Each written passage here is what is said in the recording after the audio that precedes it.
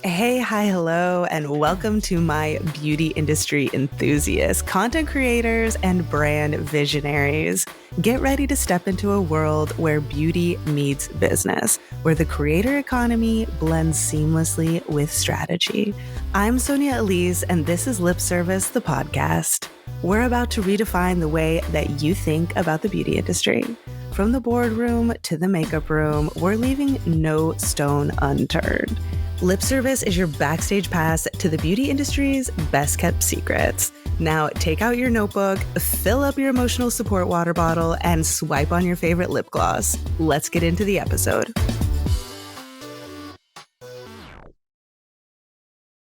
Welcome back to another episode of Lip Service. We are here with Leah, the founder of Maxine's Revenge. How are you today, Leah? I'm good. I'm so happy to be here. I was just telling you before we hit record that I've been so looking forward to this because I've been following you for a while. So you're one of those, thank you. Not just a pretty face. Thank you. You know what I'm saying? Yeah. I appreciate what you bring. Thank you so much. I really appreciate it. Well, I'm so glad that we connected through our mutual friend, Michelle Spieler, who I feel like everyone who I've met through her is a gem. So I'm very excited to chat today. Before we get in to the full podcast, first question, of course, what's on your face today? Oh my gosh. Okay. I'm looking at the camera. Maybe I should look at the mirror.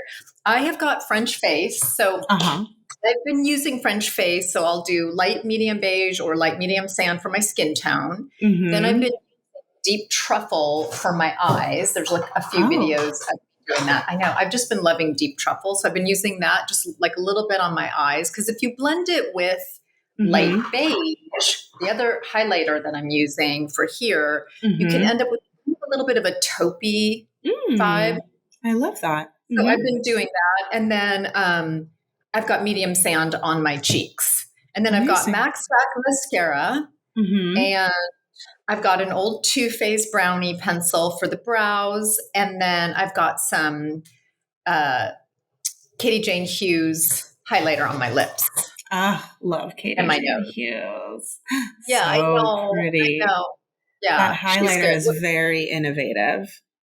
Yeah, I just love supporting people I admire. So it's kind of a no-brainer. Amazing. So 3 different shades of Maxine's Revenge for the face. So cool. What a multi-use.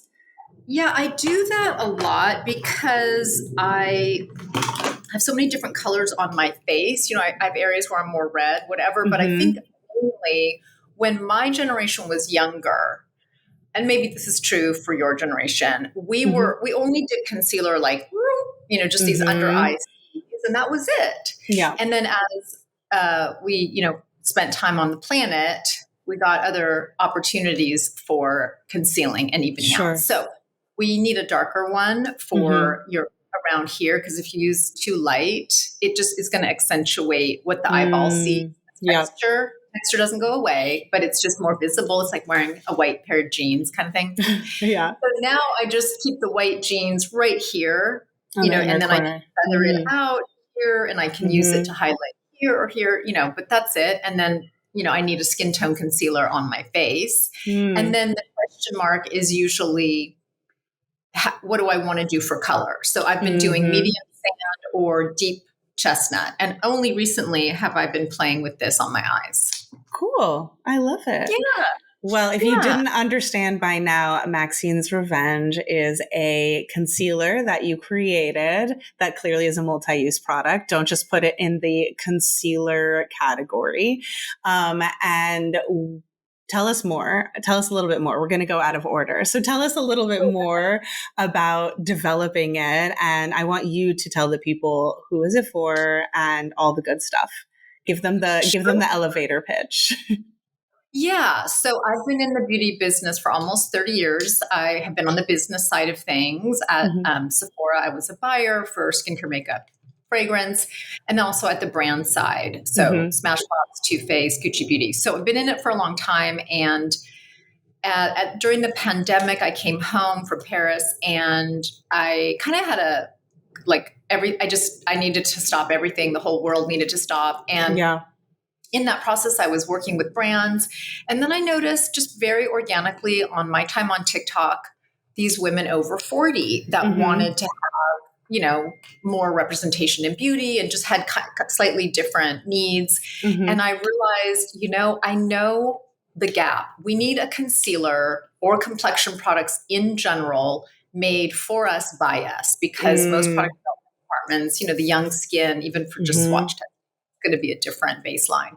So I made concealers that are super thin but full coverage and designed for more crepey, more bigger pores, more discoloration. And I just followed it like a dog with a bone. And then it launched in November of 2023, very organically sold out. I didn't do any PR. So I found my tribe. Wow. A little longer than an elevator pitch, but that is the whole story. I'm sure. I mean, she just barely grazed over her Gucci Beauty Sephora background. So we will get into that as well. But let's go back to the beginning. I also always ask people, which I have an inkling of what you're going to respond. But if you were headed to the afterlife tomorrow, this is the end. What one product are you taking with you? Oh my gosh. You know what? I don't think I have a very good answer, because I wouldn't take anything with me. Oh, okay. Because if I'm in the afterlife, I sort of feel like you're going freedom. I don't know that I have lips or eyes. I'm sort of like, aren't I just an energy at that point? Most likely. Yeah.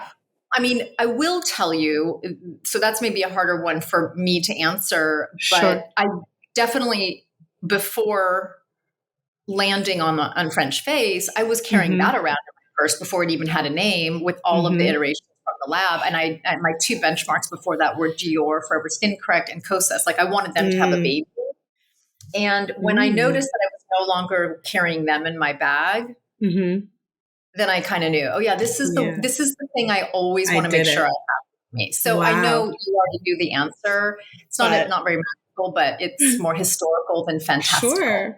And I loved hearing this little bit of like the Dior and Kosas having a baby in terms of inspiration. That's so unique. I love it. Okay. And for creativity, let's shift. How and where are you sourcing inspiration for creativity right now? Even if it's not directly related to Maxine's Revenge, where do you go to get inspired? I'm glad you're asking these questions. It's really perfect timing, because I'm really thinking a lot about my intentions for May. I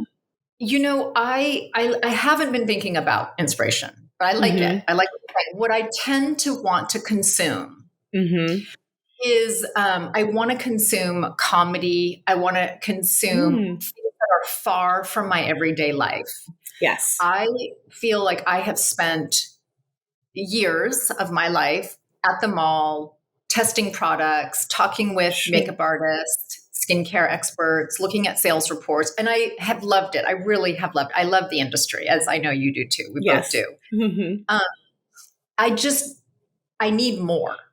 So I get a lot of, I often listen to podcasts while I'm working. I know no one can actually multitask, but I do nonetheless. So I like listening to things that make me laugh, that are usually with comics. I'm always interested in what they're doing. Like right now, Jerry Seinfeld is doing a lot of promotional interviews. It's like interesting to hear how he works. And then I also listen to the All In podcast, which is just for very successful entrepreneurs in the tech world. And again, very far from what I'm doing, but I think what I do is less about trying to be inspired and more about like feeding my curiosity.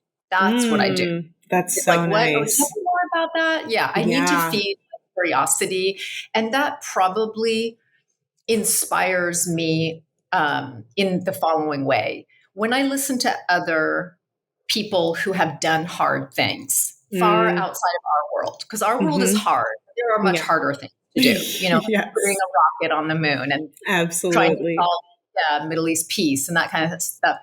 It does inspire and motivate me to get better, to be better, to seek out my better nature, better reasoning skills, better time management skills, better, understanding human nature, so that I can be super effective with the people in my orbit. Sure. So I do get inspired to like, come on, Leah.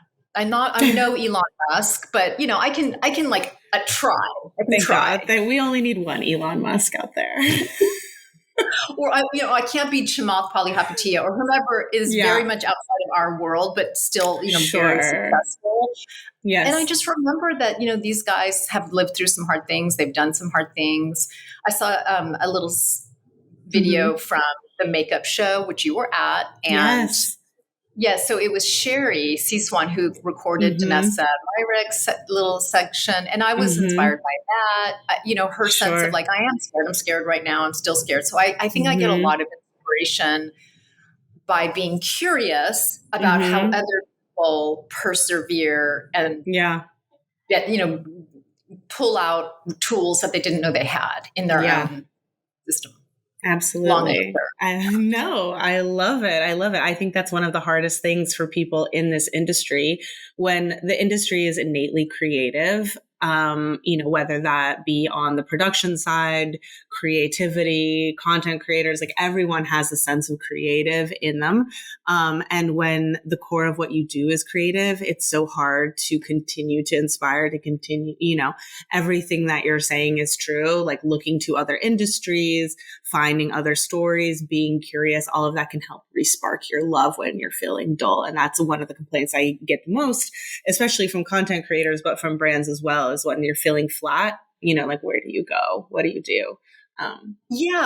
That's well said. I also, I remember when I was working at Sephora in Paris, these were the glory days where we, had fat budgets and were able to travel. There was a group of us that got to go, and this is very big LVMH thing where they do a lot of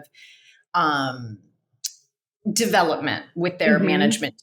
So, trips to the Champagne region and a tour of different chateau and like learning about other brands. It's very self-serving development. Sure. Of course, they want people to develop a sense of what a brand is, not Procter & Gamble, which is more of a distribution expertise, right?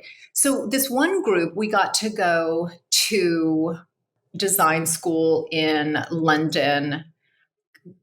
Jean-Paul Gaultier went there. Everybody has gone there. Oh, yes. St. Martin St. Martin School of Design. So we were there and, lots of things they were showing us and I don't remember most of the day, but I do remember somebody, or maybe I asked, but it doesn't matter. How do you inspire creativity? Because, here's the school. Like I probably wasn't one who asked that because that's a good question. And I remember the answer. He said, it's really different from one student to the other. I might look at you and say, okay, for you, Sonia, I want you to go to these 3 museums, these 4 parks, these 8 restaurants, this music venue. But then for you, Leah, I might say, I want you to do these nightclubs, this fashion show, this underground, whatever, like poetic, whatever, what it's called, when you're like doing poetry, but it's like rap, So what I understood in that 30-second answer was, oh, I get it. You have to shake up the individual. You have to see where they are and then stretch them out of their comfort zone and force them to see life from a totally different angle. Because he wouldn't take somebody who's already going to nightclubs and say, you need to go to more nightclubs. No, I want you now to go into the world of the quietude and I want you to read 4 books on quilting. So oh, got it. That's interesting. Yeah, feed your eyes with something that's jarring is not a bad mood for one way to like reactivate some spark. Very good answer. I love it. All right. Take credit for it. Yeah. Let's get back to the beauty of it. You are clearly very niched in mature skin, mature consumer. one thing I asked Michelle on her podcast was, what is mature to you?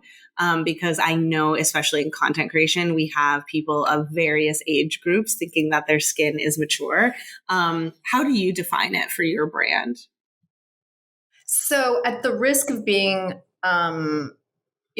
insulting or stepping on toes that I don't want to step on, I personally avoid the word mature. I don't even use it in tags. There are times when the people in my orbit will say, I know you don't like this term, but will you please add it? And because it performs well, I don't generally use it. What I talk about is skin texture being very crepey, and I get really specific. Now, if I have to be classified, I say beauty lovers 40 plus. Okay. Right. So I keep it simple. And why? Because you and I spoke a little bit about this. I don't really want physical milestones to be the brand. Sure. In the same way that when we were kids, we had our, pre-pubescent period, and then we menstruated, and then we were different. And we didn't suddenly have brands talking about the post-pubescent or whatever the term is once you're menstruating girls. I bet you all have oily skin now. Technically it's not oilier skin, but that I didn't want it to be anchored in a physical event. Yeah. I'm trying to be in touch with that part of us that is not aging, but just getting better, and who has that sense of fire in her belly that nothing is going to stop her in this last chapter. Cat alert, sorry for the noise. So it's less about something that is measurable. I see. Okay. And how have you found, do you think that consumers see that and they're like, okay, I get it? Or do you think it's taking a little bit more education? Do you think that they see themselves and they understand it's for them? I think right now the world of Maxine's Revenge is so much word of mouth that it's mostly the mouths are mature. So people are understanding, I don't know if it was made for us, but the other people that are talking about it are my age or around my age. So that's number one. And that will change. So your question, let's stay close, because you're probably going to need to help me market how we're going to make people know. But I think I'm trying to go for something a little bit more of a dog whistle. So let's imagine we're in a store environment, a Sephora gondola. Of course, you're going to be required to have some niche specifiers, but I always use women over 40, over 50 for my visuals. And, eventually when I find 60. So, it might not hit you over the head, but it's there. Dog whistle, and some of the language that I use, in describing a shade. So my deep chestnut, in order to help people understand what is deep chestnut, I say it's like a rich terracotta. Now my younger friends will say, well, I don't know if people know what terracotta is. And I say, but my people do, because Guerlain had bronzing terracotta. We all know. Shade.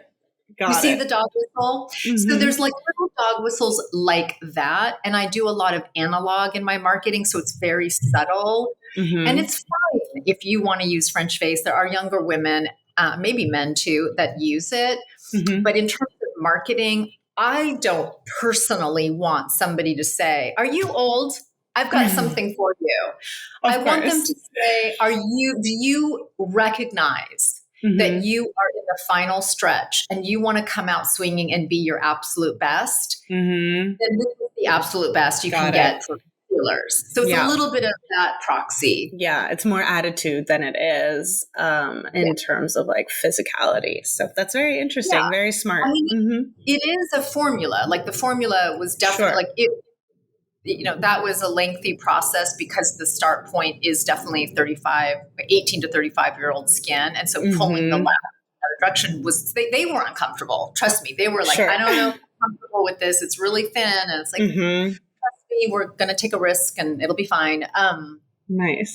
So the formula, my hope is that the quality of the brand and the, concierge high touch service that we offer will convey, well, she's all about trying to be better, thoughtfully better. You can't be better and the best all the time. Then her product must be good. And she's,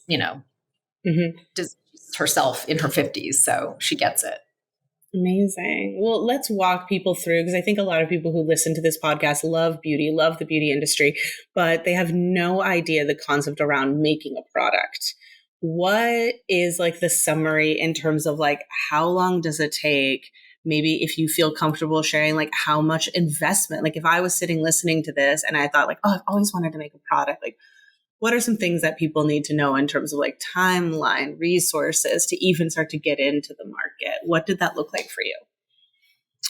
Yeah. So, I guess those are two questions, because what it looked like for me was more familiar than what it looked like not, right? Absolutely. So I guess what I would say to others that are just curious about it, I don't, to be honest, you know better. I actually don't think people are that interested in product development. I mean, I'm going to answer the question. I don't think they care really. Yeah. They just, they want to know the stories, which is fine. It's totally fine.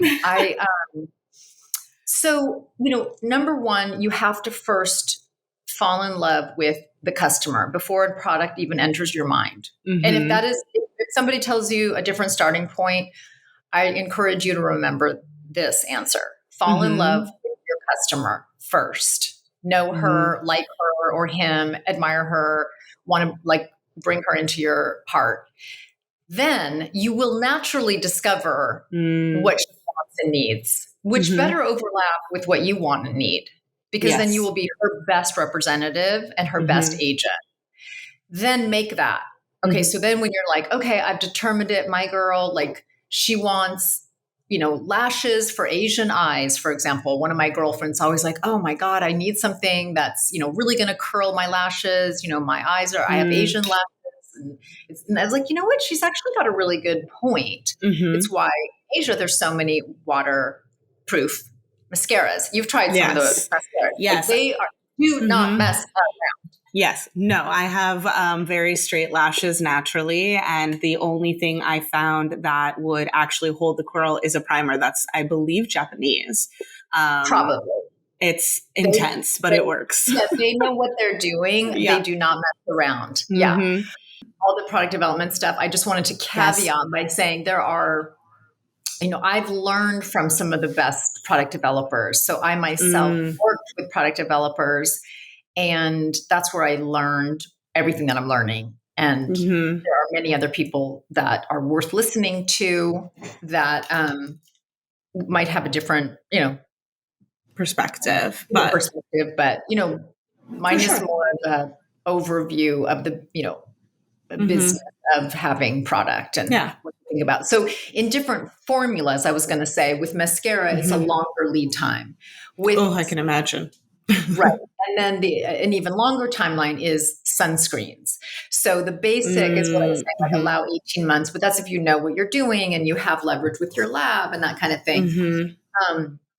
But, add more like 24 months if it's mascara, and add more like, 36 months with sunscreen. So that's what I mean. Like a product developer can keep going. They can say, well, think about this for powders and think about this for emulsions. And that's what I mean. And think about this for fragrance. It can be very intensive, I'm sure. Yeah, exactly. Credit to those people who know a lot more. Oh, well, you know a lot. You have to give credit to yourself. You've made it this far. You launched a product that's more than so many people can say. I would never dare launch a product business because I know how difficult it is.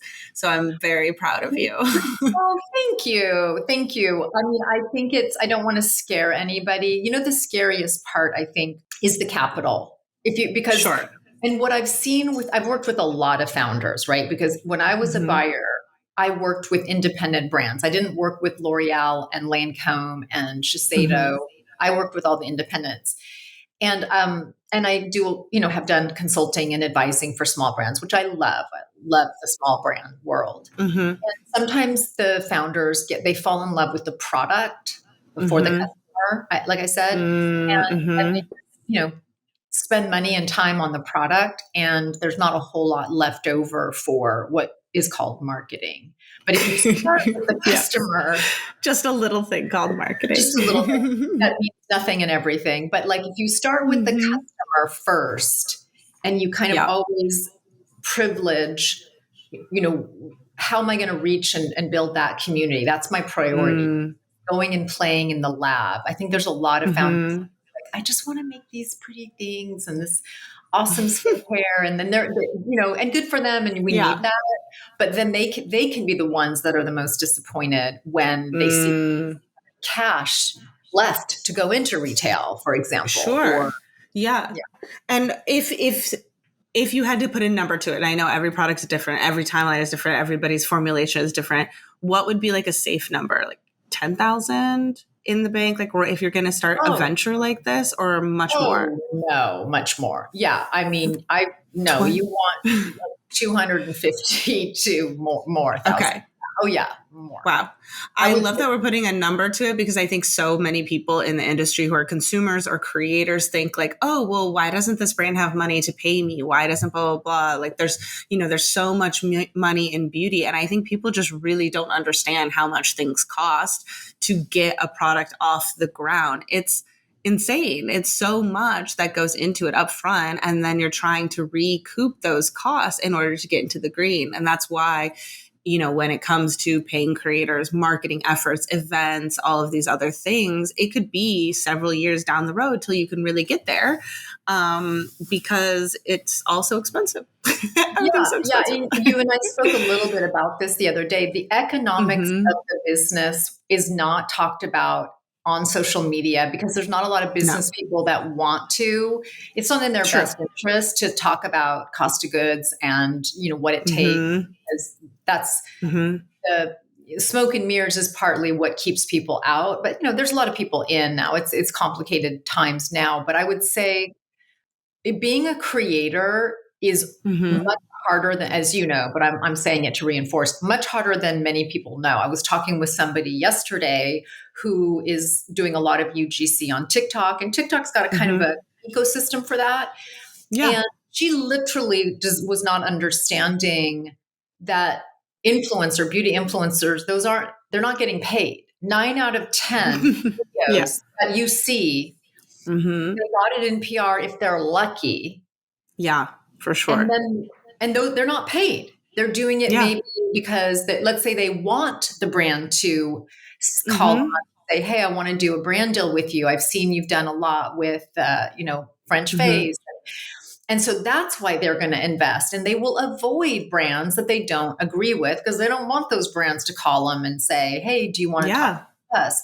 So I would say out of every 100 hours that a creator dedicates, 10 of those hours generate revenue. Yeah. And 90, it's just like building their community. And then she was following up to say, well, why wouldn't she at least put links in all of her videos? And then I say, well, here's where the consumer gets difficult. And I love this. But now if every time she's just doing like, here's what I'm trying this today, this is what I'm loving, here's a link to buy it. Now the audience is like, well, now I don't know if I trust you. Now you're selling to me. So it's the creator kind of can't win. She's only allowed, in my mind, I want more people to be sensitive to the fact that creators are like only allowed to make money on the most narrow range of videos and content. The majority, the community demands that there are no strings attached. And then we wonder why, at some point these creators, can't support small brands, or they don't have time because they are now in bed with L'Oreal, because they don't want to do that equation of 90 hours of nothing for 10 hours of a bit of something. 100%.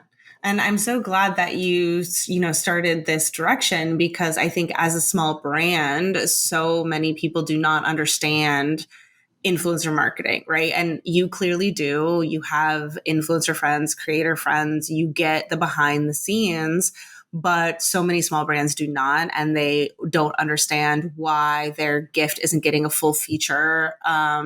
They don't understand, why creators won't do something for free that's super specific. There's just so much that they don't understand. And how do you think that you learned so much? Like, where did the background come from you? Is it just from having friends who are creators? Is it from like launching your brand as almost like TikTok native? How did you learn so much about the creator economy?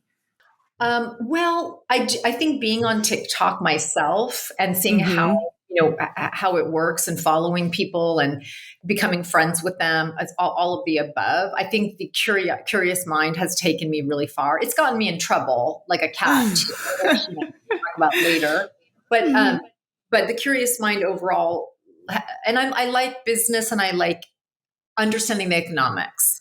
Mm-hmm. So I think I just am always seeking how are these people able to thrive. I want to understand Mm-hmm. how does your business grow, your particular Mm-hmm. business area, because if I understand that, then I know where I Mm-hmm. fit in and I can then be a great partner to you. So that's how I try Mm-hmm. to think about anybody I work with. It gives me Sure. a sense of understanding how we interlock. So Yeah. just in general, I guess I wanted to understand from their point of view. And I wish more people would talk about what you just quickly rambled off, like Mm-hmm.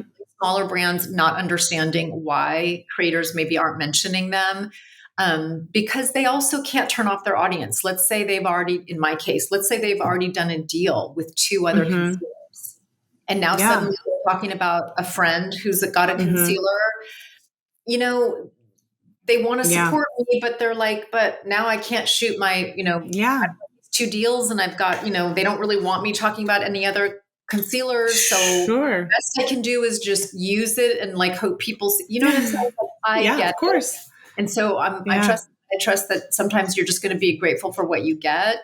Um, Mm-hmm. I also, I would want also influencers to know every box or bag package that is sent to you, you have to assume it's roughly $25 minimum. Yes. The Mm-hmm. package, the shipment, the product itself, and it can be more. So there's a Mm-hmm. lot of creators that will ask for stuff, and it's hard to say no. Mm-hmm. But that's also the uglier side of being a brand is Yeah. sometimes you just can't afford to give that much capital away. Sure. And I'm sure some creators will hear that and be like, well, it's $25. Like, that's not that much money. Think of Times 25 times 100, 100. Exactly. Times yeah, 100. times Because 100. a lot of times we have to gift, on the marketer side, myself, if a brand comes to me, okay, well, what makes an impact, Sonia? I'm saying 50 a month minimum, Absolutely. Yeah. because I know that if I give 50, these are real numbers that I give brands. If you give 50, I expect 25 will actually create content with it. That's low, right? So that means that half of what you gifted is essentially, this is harsh, but it's essentially garbage. It's Yeah. essentially garbage. Even if the creator uses it, they love it. If they never create content with it, it's essentially garbage. Yep. So to that brand founder's mind. And so you really have to be in a place where you're like, I can let go of this. And if someone does not create content with it, I'm okay. And not a lot of founders can do that. And it's hard. It's hard to explain that to people and say, I'm sorry. And even backing out further than that, in order to get 50 people to say, yes, give me their address, give me their correct, color matching, all of the stuff, which is a labor in itself, I'm probably emailing 100 people. That's so much work. I mean, So much work. you're even cutting yourself short because to email 100, Probably. you've been getting to know 300. Oh, A lot of easily. I time, mean, yeah. which, so Easily. it's intense. And I think you and I spoke about this, but I think it's good to talk about again, which is I also Mm-hmm. feel that because I'm so sensitive to the creator Mm-hmm. economy, well, what I want retailers to do and brands to Mm-hmm. do is to make sure those creators are getting their fair share. Because right now, Mm-hmm. retailers and brands are living and dying based on creators. No one Sure. wants to go to the Mm-hmm. mall anymore. But if I've Yeah. seen my favorite people talking about something, then I'm going to go in and buy that or buy it online. So Mm-hmm. I wish there were a way that creators could get a little bit more credit for those sales. I don't know how, but I Mm. wish at the desk. You know how when they're like saying, "Did anyone help you today? Yeah, I know. Were you influenced by anyone?" And just plug in the names, and if they can't Yeah. remember it, we can train the customer to say, yes, it's, Yeah. Michelle Sealer, right? And then they'll Mm-hmm. get credit, or Kalanda. Like, Sure. I'm sure Kalanda has sold hella thick, buy like 1,000 units of those. And I don't think she's gotten credit for that. 100%. Yeah. Right? So I wish retailers would do that. I also wish brands, when they give, let's say, Sonia 15, and then you with all your community building, you give your people, hey, you get 15% off when you use my link. Then they go to the trouble to go to your link tree and they get the link, and then they get to the site and it says save 20 by signing up with us. And the customer doesn't even realize it. She's leapfrogging away from you. And now you've done all that work. She doesn't even realize it, because I've caught myself doing that. And then I'm like, wait, do I need that extra 5%, or do I want to support my creator? Sure. So I wish brands would stop doing that and really make it a bigger deal. 100%. Which creator brought you to us? Yeah. I wish that there was if there was a universal creator, but of course we have LTK and ShopMy and Amazon links, and then you have your TikTok shop, and then, then you're in person, and how do you track it all? It's really wild. And especially thinking that creator economy is maybe about a decade old.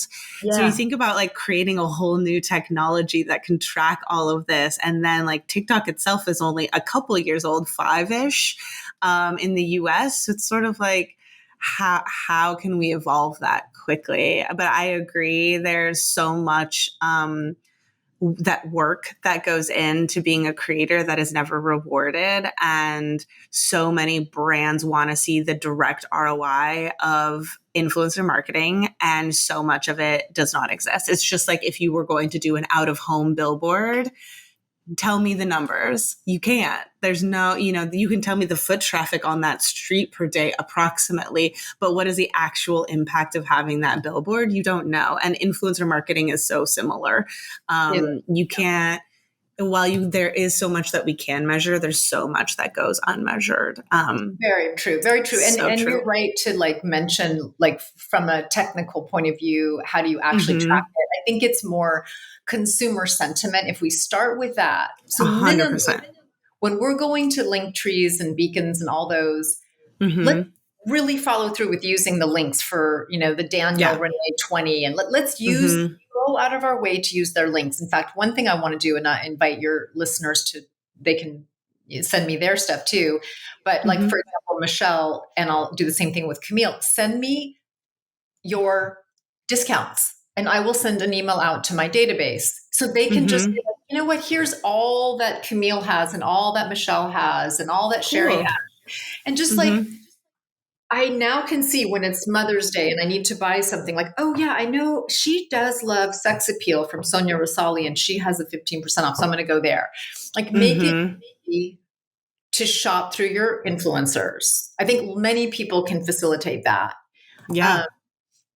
And, creators aren't going to do that. They're not going to be always shop my link. So they can't promote in that way, but brands can help, or other creators can help. People like us, we can, because we don't have skin in the game in terms of, we're not creators, but we want we care about the creator economy. And also all of us need to be sensitive to the creator, because the retailers need the creators and the brands need I have not done one bit of PR yet. It is all through independent content creators who have bought French Face on their own. That is how I've gotten to where I am today. So, I am amazing. Beholden to them. And I've had that firsthand experience to know how powerful they are, which is why I think I'm so protective of, come on, everybody, let's make sure they get paid. Sure. Definitely. I mean, there's so many ways that people can support creators that are both big and small, purchase and not purchase. And I think that this is such a good conversation that could go on forever about all the different things that we could do to help creators outside of just getting paid up front, because I know that your brand is not necessarily paying people up front at this point. You're still early on. It's very difficult. You've gotten all of this amazing organic support. And it's just so nice to hear a founder really thinking through, how can I thoughtfully support these people who are supporting me? It's not just take. I mean, Sonia, 100%. I think that is very self-serving to think of how you can serve others. It's actually 100%. Very self-serving. And sometimes I even think it wouldn't even be that hard for me to have a page on my site that just lists, like, do you want Michelle's, all her discounts, all Camille's, all Sherry's, all Erica's, whatever. Yeah. They can just pick. Yeah. Like, those and they could even just like rotate. They could rotate yes. season because there's plenty of people and you're just saying, it's like a thank you card. Like, let me just give you this thank you. It's the best I can do. You know, it's so nice. I love it. I think a lot of people want shopping guides. So it's also just a shopping guide. Yeah. Right? Like, I see all the discounts, but it's also another way of like, brushes. I didn't think I do need some brushes. And she has a discount with Christelle Lee brushes, or summer, and I want to try that sunscreen. And so, you know, I'm going to keep figuring that out. You and I can figure it out for Maxine's Revenge. Yes. We'll find I think absolutely. Let's do it. I think there needs to be a place for people. Yeah. I'll support all of you people. Anybody that's connected to you, that's probably my sweet spot, because I love it. They're getting off the ground, and so I like so true. Yeah. All right. So I want to shift a little bit to your experience with TikTok Shop from a brand perspective, because I think so many creators have access to the platform, but they're not necessarily understanding what's going on for the brand. And since your brand has had so much success there, what are some things that you've learned, or, you know, little tidbits that you want to pass on? You know, the first thing that I think of, Sonia, is allocate 3 hours a week to troubleshooting. If you don't have 3 hours a week to troubleshoot, whether that's your time or paying somebody else, you're not ready for TikTok Shop, because it's basically in beta right now. Yeah, for how much success so many brands have had on it, it's also just like a shit show. Like, I have not spoken to any brand, both ones that I work with and just people that I like casually chit chat with, that are like, yeah, it's so easy. Like, we just signed up and went. Like, everyone's like, this is a disaster. Yeah. This is crazy. Yeah. So it is the technical term is shit show. And people that we work with, because we have, you know, people that we work with at TikTok, they are doing their best. There's so many features. I think the area TikTok has the most opportunity to improve is I call it the police features. So basically, it's all the violations that you don't even know why you violated something, and it's also culturally very different. It's like it's not capitalistic in the sense of like North Star is the shortest distance between the customer and the, you know, cart. Yeah. No, we will set that aside, and you violated. We're going to shut your shop down or take the link down. Like, they can get in the way of commerce for the sake of money or the sake of I don't know what they're doing with the violation police, but there's so many features that are wired for attacking. You violated, it's Wednesday and a full moon, and you know you're not supposed to be talking about red lipstick for Pacific time. So people just don't know, even internally, what are the rules? No one knows. Yeah. So true. And I think if I had to take a guess, a lot of it is because they are under fire. And so they want to be like, no, look, we're the red tape police. Like, we don't let any of this happen. And you're like, yeah, but you also don't let like random things happen that should. So that's the fun part, kids. So that's, you give yourself 3 hours a week to play Clue and try to figure out what's going on, and just keep a chill spirit about you, because you're not doing anything wrong. Everyone is having that problem. And here's the good news. Good news is the big brands will not tolerate that.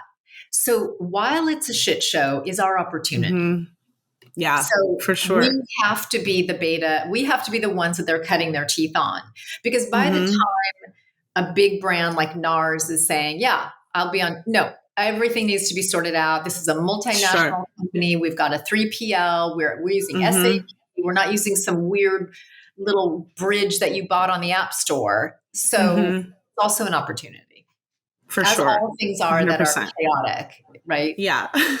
How much would you say that your success on TikTok and TikTok Shop, and just maybe in your launch in general, would you attribute to the fact that like you push yourself as the face, as like the founder? It is you in there on the live, in the shop, in the content.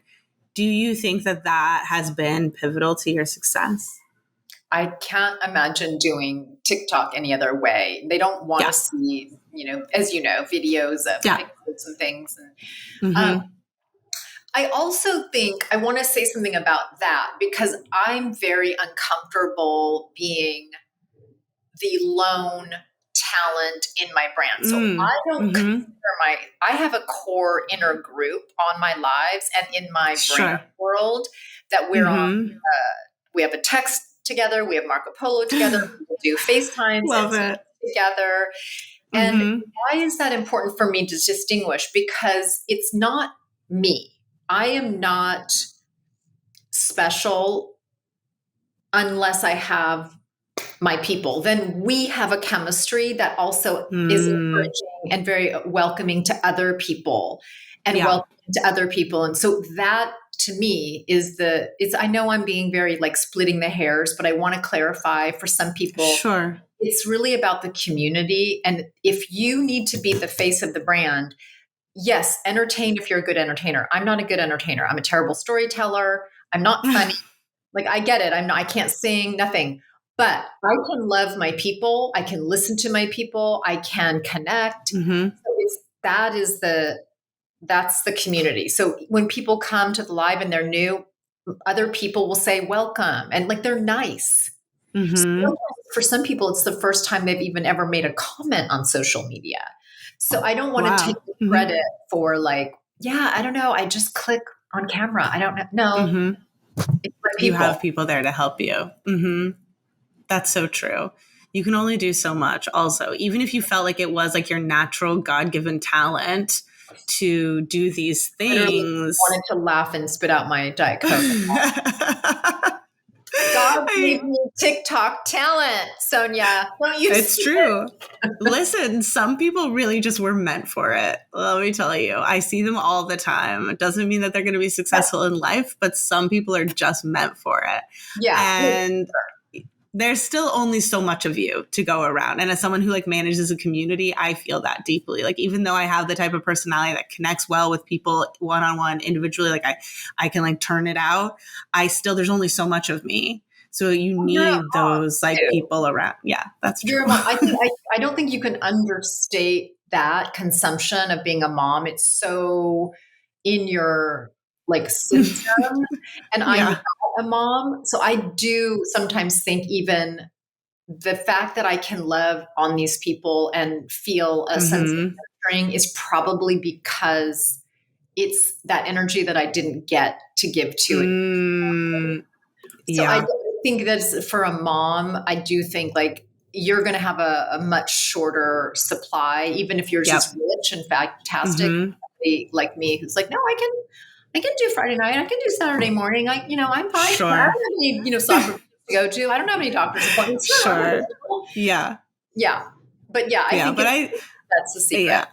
I mean, I do still think though, like no matter what you think about yourself, I think that the consumer loves seeing the person behind the brand, and that like connects them so much stronger to the brand. Like you saw the hole in the space as the person who is the consumer of that style of product, and you can speak to it and you're taking the person on a journey with you. Is that going to be like forever possible? Maybe not. You'll need other phases. You'll have to diversify, whatever else.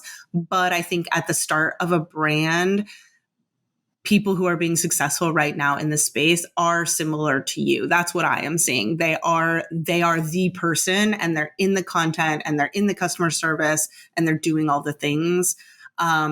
Because without that, I think the consumer just has too many options. And if they don't feel that connection, they're just like, okay, I will go get the Dior. I will go get the Kosas. Why not? Yeah. Why not? I think if we can't offer a concierge service, like you said, it's customer service to comments and TikTok and Instagram and YouTube and everywhere in between, then why? So I have so many options. I also think there's, maybe since the pandemic, I'm curious your reaction to this, but a sense of, I just want to know what's real. I just want to know what, Mm-hmm. I kind of think of the truth as multifaceted, like a diamond. There's not just Sure. one side, there's multiple Mm-hmm. sides. And, but we all seem to crave just like what's real. And Yeah. it's harder to judge that with such an opaque wall between a Kosas or a Dior and a small brand Yeah. like mine. Yeah. Mm-hmm.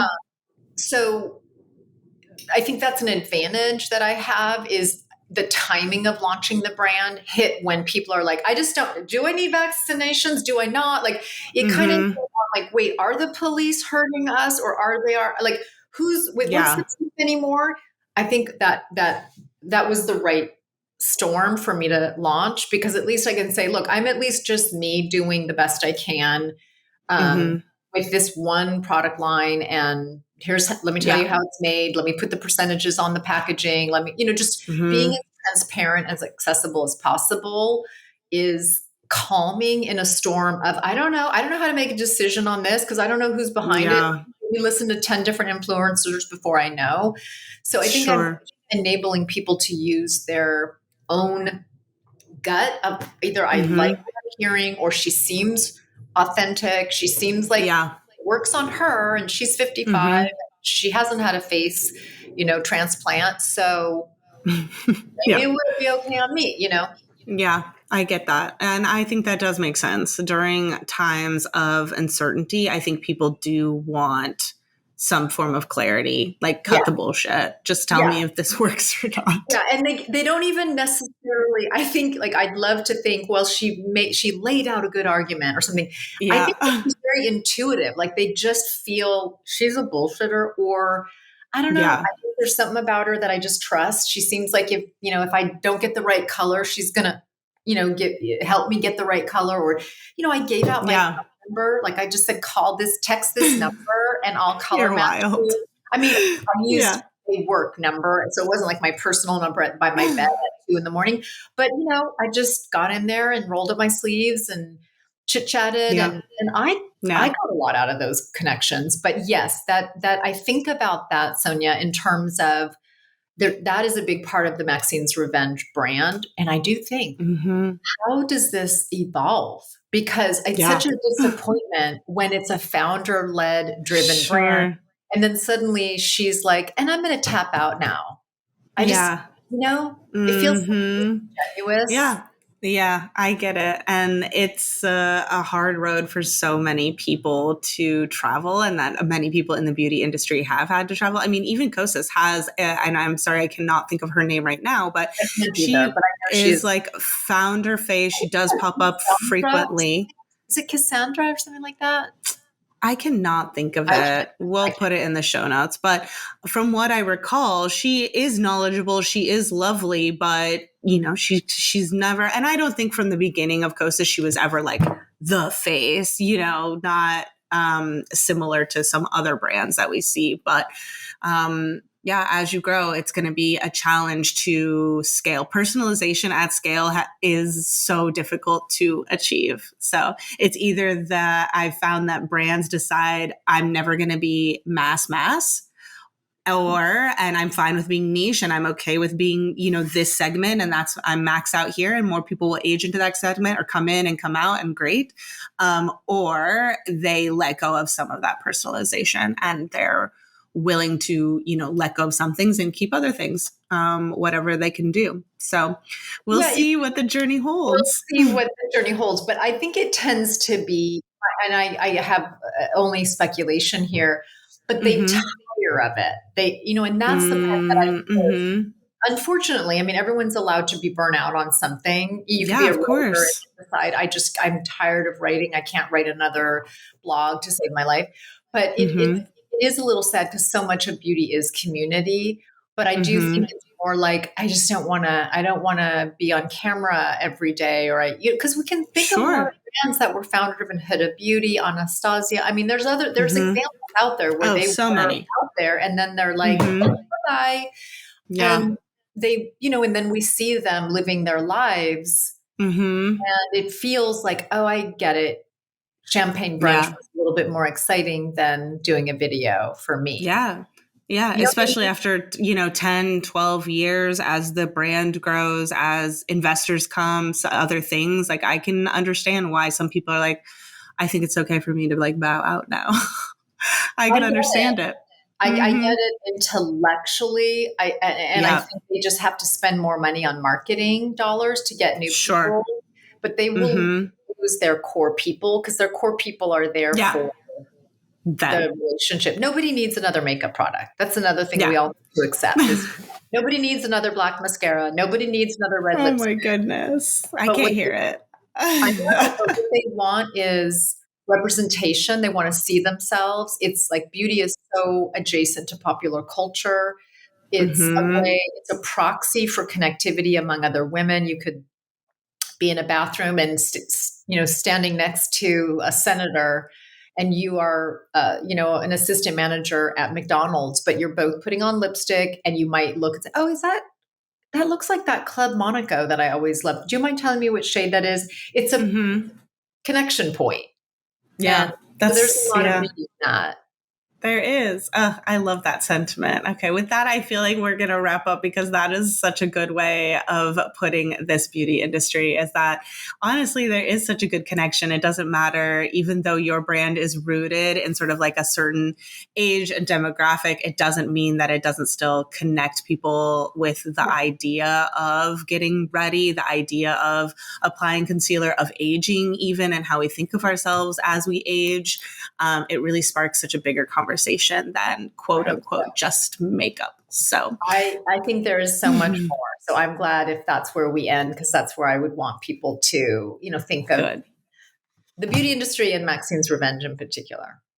There's more. Perfect. Well, thank you so much for your time today, Leah. I really appreciate it. I feel like we could have kept chit chatting for hours, but we have to wrap at some point. Yeah, I know. I really enjoyed your questions. And again, I so appreciate what you're doing. And I so Amazing. appreciate how much thought you bring to the beauty space. I really appreciate Thank your content you. a lot. So thank Thank you. you. Great. Well, thanks everyone for listening as well. We will, of course, put links to everything Maxine's Revenge, as well as info on how to get in contact with Leah, but not her cell phone number. So join us. A second. Yeah. So join us for the next episode and we will talk to you soon. Bye. Bye.